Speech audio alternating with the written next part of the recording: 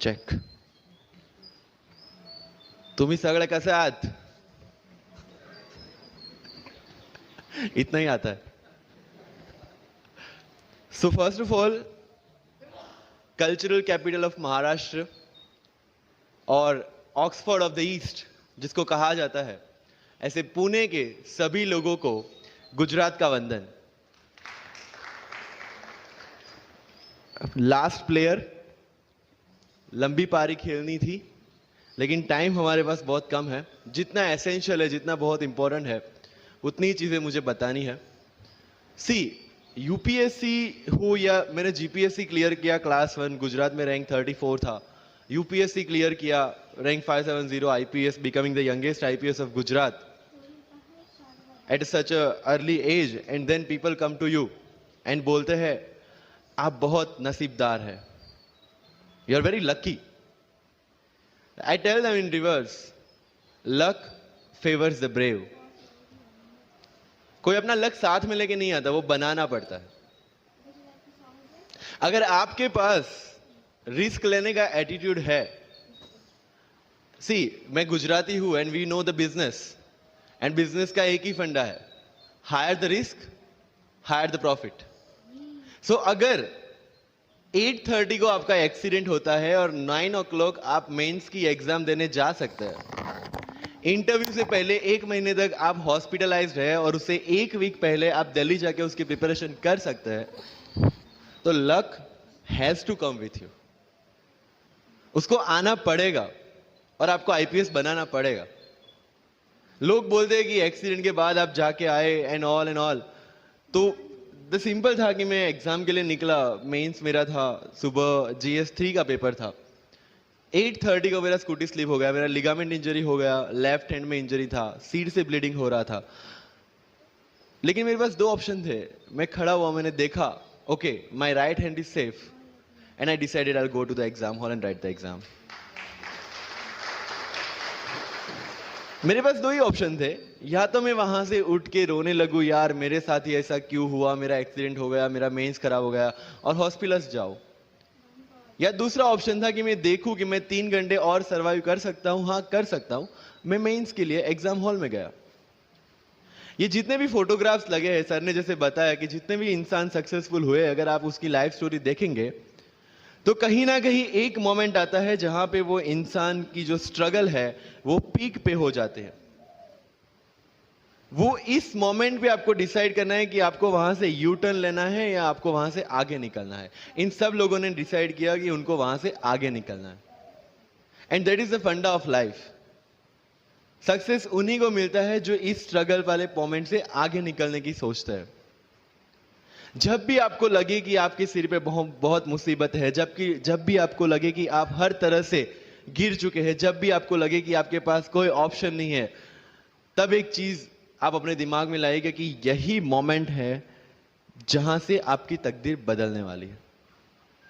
क्योंकि डायमंड जो होता है वो जितना ज्यादा घिसता है उतनी ज्यादा उसकी वैल्यू होती है. सोना जो होता है वो जितना ज्यादा तपता है उतनी उसकी वैल्यू होती है. अगर आप जिंदगी में तप रहे हैं, अगर आप जिंदगी में घिस रहे हैं, अगर आपको लग रहा है कि आप हर तरह से मुसीबतों में गिरे हुए हैं, तभी आपकी जो वैल्यू है वो बढ़ने वाली है.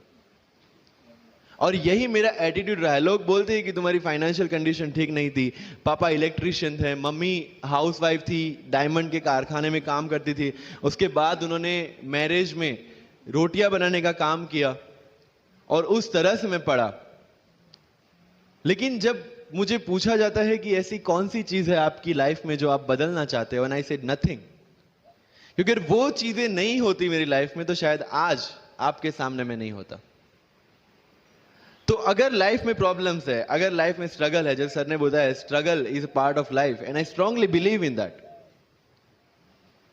क्योंकि अगर हम दिल्ली में थे, मेरे दोस्त के साथ में निकला बाहर घूमने, तो बोलता है यार ऐसी लाइफ चाहिए, कोई मगजमारी नहीं, आराम से बैठते हैं पूरे दिन एसी वाले कमरे में, बहुत सारे पैसे है और कोई टेंशन नहीं, ऐसी लाइफ चाहिए मुझे. मेरे पास ऑप्शन है. बोलता क्या? बोला देख सामने एटीएम का रूम दिख रहा है, एसी वाला कमरा है, बहुत सारे पैसे, कोई मगजमारी नहीं, जॉब ले ले. क्यों आईएएस आईपीएस में दिमाग खराब कर रहा है। अगर स्ट्रगल नहीं चाहिए तो you have to compromise with that life. जब भारत वर्ष का सपना चंद्रगुप्त ने देखा, चाणक्य ने देखा, और उस भारत वर्ष को बनाने के लिए जब ये संघर्ष जारी था, और तब राजा धनानंद की डॉटर दूरदराज से चंद्रगुप्त को प्यार हो जाता है, और जब चाणक्य उनको बोलते कि नहीं, तुम्हें उससे दूर रहना है, और तब चंद्रगुप्त बोलता है, आचार्य, कभी कभी सोचता हूं कि जिंदगी में या ये भारत के सम्राट बनने के लिए इतना त्याग, इतना बलिदान ना देना होता तो। और तब चाणक्य रिप्लाई करते हैं, तो हर कोई भारत का सम्राट होता। This is the fundamental rule of life. अगर आईएएस बनने के लिए, आईपीएस बनने के लिए सैक्रिफाइस करना नहीं पड़ेगा, अगर उसके लिए आपको त्याग नहीं करना पड़ेगा, तो आज पूरे इंडिया में हर घर में आपको आईएएस आईपीएस मिल जाएंगे। So when you are entering into this game of UPSC और MPSC, make sure that you have to sacrifice anything which will take you to your goal. लेकिन प्रॉब्लम ये है कि हमें टेंशन होती है, यार दोस्त की एंगेजमेंट है, उसकी बर्थडे पार्टी है, उसकी शादी है, अटेंड नहीं करूंगा तो बोलेगा मैं तेरी शादी में नहीं आऊंगा, एंड ऑल। लेकिन बिलीव मी, जब आप आईएएस बन जाओगे, वो सामने से याद दिलाएगा, भाई इनविटेशन कार्ड नहीं भेजा तूने। समझ रहे हो? तो जो कुछ भी इसके लिए सेक्रीफाइस कर रहे हो, वो जब आप उस पोस्ट पे पहुंचोगे, सब कुछ वर्थ है, सब कुछ। मेरा इंटरव्यू था यूपीएससी का, मुझे एग्जैक्ट डेट याद है, 23 मार्च को मेरा इंटरव्यू था। 20 फरवरी को मुझे हॉस्पिटल में एडमिट किया गया क्योंकि मुझे इन्फेक्शन हो गया था बॉडी में, एंड बहुत हाई फीवर था, तो आईवी के अलावा कोई ऑप्शन नहीं था। 1 मार्च को ठीक होके मैंने सोचा चलो दिल्ली निकलते हैं। 2 मार्च को मैं दिल्ली पहुंचा। 3 मार्च को वापस से टॉन्सिलाइटिस का अटैक होने की वजह से फ्लाइट लेके वापस से पालनपुर, अहमदाबाद, अगेन हॉस्पिटलाइजेशन। 15 मार्च को I got relieved from the hospital. 16 मार्च को मैं दिल्ली पहुंचा, और 23 मार्च को I gave my UPSC interview. तो 1 महीने का हॉस्पिटलाइजेशन। उसके बाद जब दिमाग में ये था कि मेरे साथ जो लोग इंटरव्यू दे रहे हैं वो 1 महीने से प्रिपरेशन कर रहे हैं, एंड 1 महीने से मैं हॉस्पिटल में था, again I thought this is the moment to prove yourself. I went to the interview, और पूरे इंडिया में 2nd highest marks in interview. This is not to say कि मैंने कितना अचीवमेंट लिया, this is just to say UPSC is all about this. मैंने कोई preparation नहीं की थी यूपीएससी के लिए, इंटरव्यू के लिए, but again I scored good marks in interview, because UPSC सिर्फ आपका नॉलेज चेक नहीं करता। Make it very clear in your mind. जैसे सर ने बोला, it's a game of wisdom. आपको पहले ऑफिसर बनना पड़ेगा यहां से। यूपीएससी का काम तो सिर्फ थप्पा लगाना है कि हाँ ये ऑफिसर बन गया। जितने भी आईएएस आईपीएस ऑफिसर्स को आप मिलोगे, you will realize this thing कि ऑफिसर वाली क्वालिटीज इसमें पहले से है। आप जब प्रिपरेशन स्टार्ट करते हैं तभी से समझ लीजिए कि आपकी आईएएस और आईपीएस की ट्रेनिंग भी स्टार्ट हो गई। बिकॉज जो क्वालिटीज आपको चाहिए as an officer, as a IAS, as an IPS, क्या क्वालिटीज चाहिए? फर्स्ट ऑफ ऑल कॉन्फिडेंस, कि जब आप उस सीट पे बैठते हैं, आपके सामने कोई भी क्वेश्चन आएगा, you will be able to handle the issue. ये कॉन्फिडेंस लेके आपको उस सीट पे बैठना है। यही कॉन्फिडेंस चाहिए when you start the preparation. Decision making, अगर हर एक टॉपिक पे आप हर एक कोई को पूछने जाते हैं, भाई इसमें कौन सी बुक पढूं, इसमें क्या पढूं, इसमें क्या करूं, then you are not suitable for this exam. लोग बोलते हैं कि 1 साल में प्रिपरेशन, जैसे मैंने जून 2016 में मैं दिल्ली गया, और जून 2017 में मैं अपियर हुआ, and I clear UPSC and GPSC. People से कि सर 1 साल की मेहनत में आपने एग्जाम क्लियर कर दिया। यस, टेबल और चेयर पे बैठ के करने वाली मेहनत 1 साल की थी, लेकिन उसके पीछे की मेंटल प्रिपरेशन कितनी पुरानी थी। जब मैं प्राइमरी स्कूल में था तब सोचा था कि आईएएस बनना है, और तब से मेरी जो जर्नी है, तब से मेरा जो टेम्परामेंट है, तब से मेरा जो एटीट्यूड है, वो इसी डायरेक्शन में था। जब कॉलेज में था तब मैंने एनजीओ स्टार्ट किया, 3 एनजीओ से मैं जुड़ा था। जब लोग सोशल मीडिया, व्हाट्सएप और फेसबुक पे बिजी थे, मैं वहां स्लम में जाके बच्चों को पढ़ा रहा था। क्यों? क्योंकि मुझे पता था कि फ्यूचर में यही काम करना है, क्यों ना अभी से उसकी ट्रेनिंग ले लो। So I have invested my each and every moment for this goal. Because जो पर्सनालिटी टेस्ट लास्ट में यूपीएससी लेता है, इंटरव्यू नहीं है वो। We consider it as interrogation. Interview को इंट्रोगेशन लेके चलता है, वहां पे पूछताछ होगी नहीं। अगर यूपीएससी के इंटरव्यू में 10 में से 9 क्वेश्चन के आंसर भी आप सॉरी सर और sorry ma'am I don't know कह के देते हैं, उसका कोई इंपैक्ट नहीं पड़ता। इंपैक्ट पड़ता है वो 9 क्वेश्चन न आने का प्रेशर आप कैसे हैंडल करते हैं। आपके पसीने छूट जाते हैं या आप वही टेम्परामेंट के साथ इंटरव्यू कंटिन्यू करते हैं। मार्क्स उस चीज के, मार्क्स है आपकी सोच के। एक ऑफिसर के तौर पे जब आपको आईएएस या आईपीएस की सीट पे बिठाया जाएगा, how will you treat the citizens of this nation? What will be your attitude to each and every person who is going to come and meet you? These things are being tested during UPSC interview.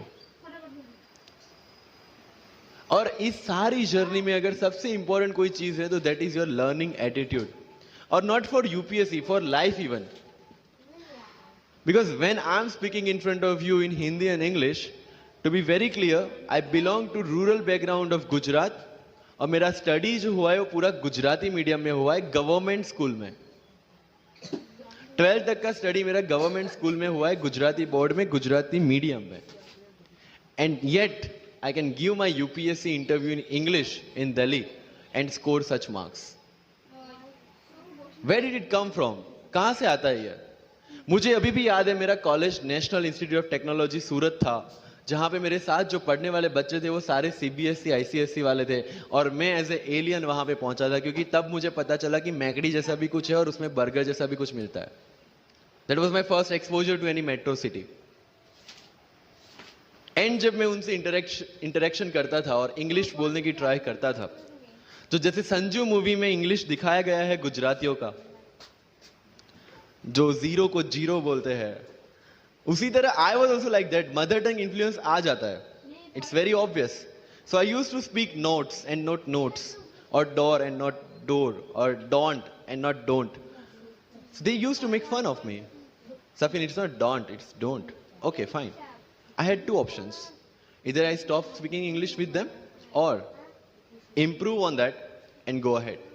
I decided the second option. When I started my preparation of civil services, जो English medium में करनी थी, वाजीराम में मैंने coaching किया, जहां पे पूरा इंग्लिश मीडियम में था, सारे सब्जेक्ट्स मेरे लिए नए थे। I started from the scratch. I started from the English medium NCERT of standard 5 and 6, Gujarati dictionary, Gujarati to English dictionary, and then I started my preparation.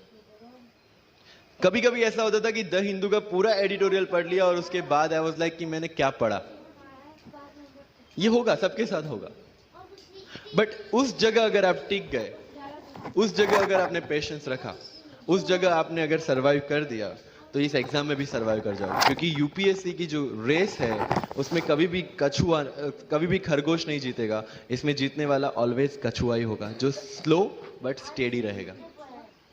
लग जाते हैं 5 साल भी लग जाते हैं, 7 साल भी लग जाते हैं, 9 साल भी लगे हैं लोगों को एग्जाम क्लियर करने के लिए। लेकिन बिलीव में जब रिजल्ट आएगा ना, तो वो सारा सेक्रीफाइस आपको वर्थ लगेगा। आप पढ़िए लोगों के इंटरव्यूज। मैंने क्या किया कॉलेज के 4 साल में, I went through each and every interview of UPSC toppers on YouTube. Ira Singhal से लेकर टीना डाबी मैम तक सबकी इंटरव्यूज मैंने देखे। For what? Just to know कि उन्होंने ऐसी कौन सी गलतियां की थी जिससे इनको इतना टाइम लग गया, और मुझे कौन सी गलतियां रिपीट नहीं करनी है।